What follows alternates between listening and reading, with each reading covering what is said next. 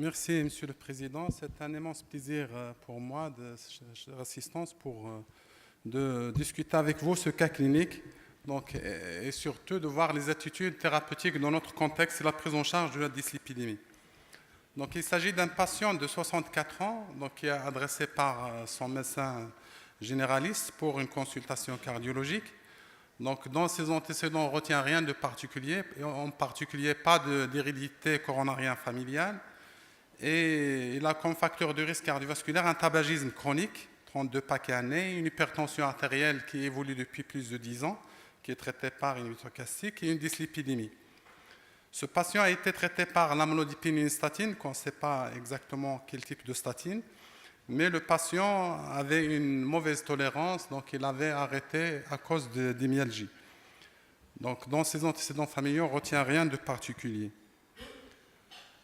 Donc le patient admis en consultation cardiologique, il est totalement asymptomatique, notamment pas d'angor, pas de claudication intermittente. Il a un BMI à 27 kg par mètre carré, un périmètre ombilical à 97 cm. Donc il y a une hypertension artérielle qui n'est pas encore bien contrôlée sous monothérapie. L'examen cardiovasculaire est normal, il n'y a pas de signe de souffle vasculaire. L'électrocardiogramme montre des signes de cardiopathie hypertensive avec HVG et le bilan biologique est normal, en particulier le bilan hépatique, rénal et thyroïdien. Sur le plan lipidique, vous voyez qu'il a une hypercholestérolémie mixte avec un cholestérol qui est à 3 grammes, un LDL plus de 2 grammes et des triglycérides aux alentours de 3 grammes. Donc le traitement qu'il prenait, donc on a ajusté le traitement antihypertenseur, amlodipine plus un IEC. Et on se demande, première question qui est très simple, quel est le risque cardiovasculaire de ce patient? Est-ce que c'est un risque qui est modéré, élevé ou très élevé?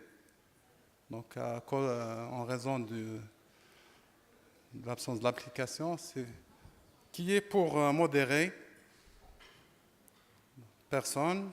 Élevé, il y a quelques-uns, et très élevé, quelques-uns aussi, aux personnes, quelques-uns. Donc c'est un patient qu'on prend en consultation.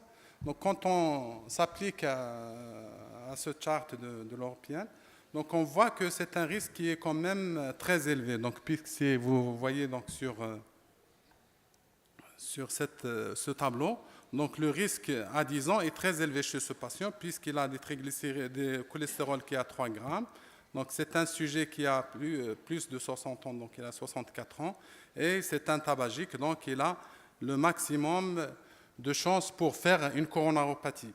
Donc c'est un très haut risque cardiovasculaire. Et c'est pour cela que la prise en charge doit être donc très étroite et très agressive chez ce patient. Et vous voyez un peu l'impact de ces facteurs de risque cardiovasculaire quand ils sont associés. Donc vous voyez que quand on a plus de facteurs de risque cardiovasculaire, le risque s'élève en particulier donc en cas de sexe masculin, le risque à 10 ans est plus de 20%. Donc chez notre patient, il est plus de 30%. Et ces recommandations, comme vous le voyez donc, sur le risque cardiovasculaire, ne répondent pas à nos contextes parce que l'âge déjà est limité entre 40 et 65 ans. Donc maintenant, on a des sujets coronariens de plus en plus jeunes. Donc il faut les prendre en compte. Il faut tenir compte, ces chartes ne tiennent compte que des facteurs de risque cardiovasculaire majeurs, alors qu'il y a d'autres facteurs de risque dont il faut tenir compte. Donc il faut absolument qu'il y ait des scores adaptés à notre contexte et des scores qui sont simples pour essayer d'appliquer donc, ce calcul de risque, non pas sur 10 ans, mais c'est un risque cardiovasculaire qui va être renouvelable donc chaque an ou chaque 2 ans quand il le faut. Donc le patient est mis alors sous 10 mg d'atorvastatine avec règles hygiéno-diététiques, mais ses suivis sont très irréguliers. C'est un patient qui n'est pas discipliné. Donc le bilan au bout de 4 mois montre des CPK et des transaminases qui sont tout à fait normales, mais le cholestérol reste toujours élevé et ne répond pas aux cibles. Donc là, on a décidé d'augmenter la torvastatine à 20 mg, donc puisqu'il a un LDL qui est toujours aux alentours de plus de 170 mg. Alors, quel est l'objectif thérapeutique cible chez ce patient? Est-ce que moins de 116 mg? Est-ce que moins de 100 mg, ou bien une réduction d'au moins 50%, ou bien le plus bas possible, qui est pour moins 116 mg. Personne. Moins de 100 mg. Oui, une dizaine. Réduction d'au moins 50%, la majorité, et donc le plus bas possible, donc 4 ou 3. Donc sur le plan thérapeutique, donc l'objectif de ce traitement, donc c'est de diminuer au moins, parce que c'est un patient qui est à très haut risque cardiovasculaire, donc il faut absolument baisser ce LDL qui est de 177 au moins de 50%, ou bien donc moins de 70 mg par litre, donc chez ces patients qui sont considérés à très haut risque.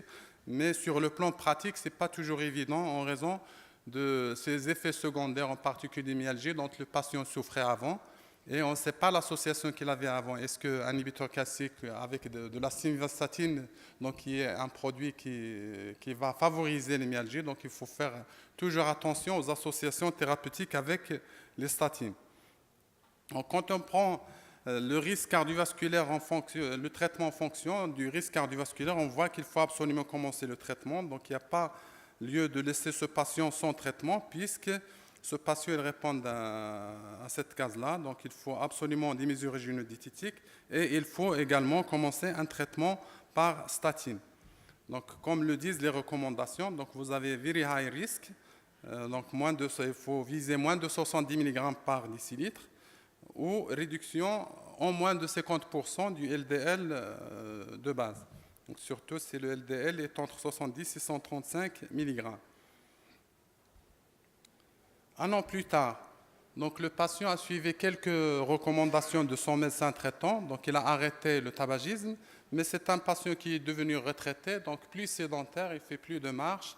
Peut-être que l'exercice physique avant contribuait pour les myalgies qu'il ressentait sous statine. Donc, et il a gagné du poids avec un BMI de 29 kg au lieu de 27 qu'il avait avant, et de 105 pour son périmètre ombilical au lieu de 97 qu'il avait auparavant.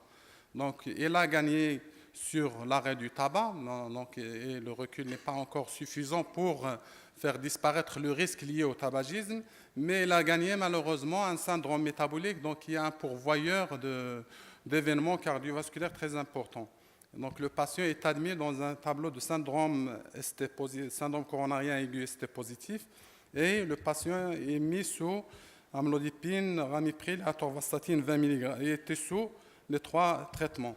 Donc on a décidé d'augmenter la dose d'atorvastatine à 40 mg, le cholestérol comme vous le voyez, donc il est à 170, et les CPK ils sont à 2 fois la valeur normale.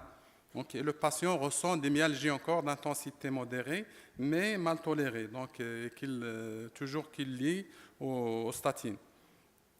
Alors, la question numéro 3, est-ce qu'il faut réduire la dose de statine?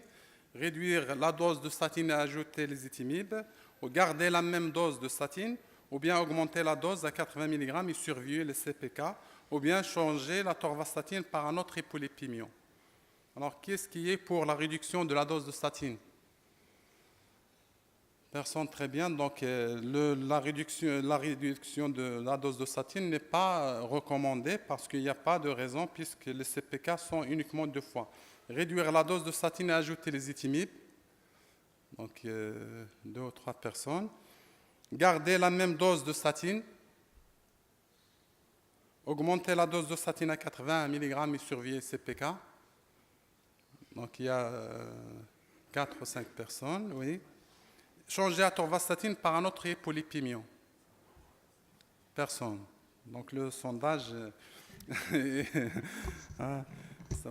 Donc pour la réduction, donc, il n'est pas question de réduire la dose de statine dans la question A et B, et garder la même dose de statine peut-être donc c'est une éventualité et contrôler les CPK après. Mais ce qui est recommandé, c'est d'augmenter la dose de statine à 80 mg. Mais j'ai annoncé ça tout simplement pour vous montrer que sur le plan pratique, on n'arrive pas à arriver à ces doses de 80 mg, surtout chez un patient qui est syndrome coronarien, multimédicamenté, et surtout quand il se plaint de myalgie. Changer la torvastatine par un autre hypolipémion, il n'est pas de mise dans ce cas-là clinique. Donc, si ce patient, il faut absolument insister sur les mesures génétiques parce qu'on donne une statine, mais parfois on néglige les mesures génétiques, donc ils sont d'un apport considérable, puisque ce patient-là, il a arrêté le tabac, mais il a gagné beaucoup de poids avec une obésité abdominale, donc pratiquement l'évolution vers un syndrome métabolique qui est pourvoyeur d'événements cardiovasculaires majeurs.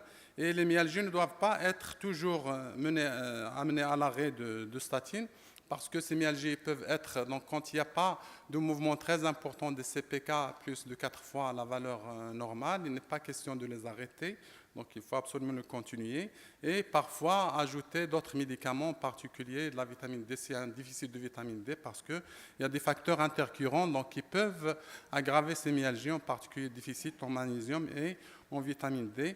Et faire attention aux médicaments potentialisateurs de ces effets au niveau musculaire, en particulier les macrolides, l'amiodarone et les inhibiteurs calciques. Et des facteurs prédisposants et aggravants ces myalgies également. Donc l'arrêt n'est pas chez ce patient recommandé. Pourquoi? Parce que vous voyez donc sur cette cohorte qui prend plus de 10 000 patients, environ 10 000 patients, on voit que les patients donc, qui ont arrêté la statine, après un syndrome coronarien aigu, ont une mortalité donc, qui est très élevée, donc moins de survie. Alors que les patients donc, qui ont commencé et poursuivi les statines ont une survie qui est meilleure. Donc ce cas-là clinique illustre l'importance de prendre en charge le facteur de risque cardiovasculaire global, et en commençant par le LDL. Donc ce patient-là, l'histoire n'est pas terminée parce que il faut combattre d'abord le LDL qui est le premier objectif, mais aussi il faut attaquer le HDL et les triglycérides également, et surtout insister donc sur les mesures diététiques pour diminuer le poids. Merci pour votre attention.